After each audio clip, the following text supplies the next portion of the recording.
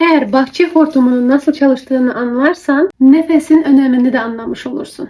Diyelim ki bahçeyi sulayacaksın ama hortumun üzerine koca kamyon park etmiş. Su yukarı gitmiyor, tazyik yok, hortum patlamak üzere. İşte nefesimiz de tam olarak böyle sıkışıyor biz kronik stresteyken. Beynimizi sulamak için oksijen gitmiyor. Aptallaşıyoruz, çok basit şeyleri anlamıyoruz, unutkanlık ve baş ağrıları başlıyor. Diyafram kilitlendiği için pelvik taban çöküyor. Çünkü onlar birlikte çalışan iki piston gibi. Bir piston kilitlenince öbür piston pelvik taban desteği kaybeder. Organlar aşağı sarkar, kadın sağlığı ve libido biter. O yüzden yanlış nefes hortumu sıkıştıran kamyon gibidir. Hem bahçeyi sulayamadık hem tüm sistemleri çökertti. Ve sorun sende değil. Sadece bedenin sığ ve yanlış nefesten dolayı sürekli alarmda kalıyor. Peki o kamyonu o hortumun üzerinden nasıl atacağız? Yarın saniyeler içinde kilitlenen diyaframı açan teknik göstereceğim.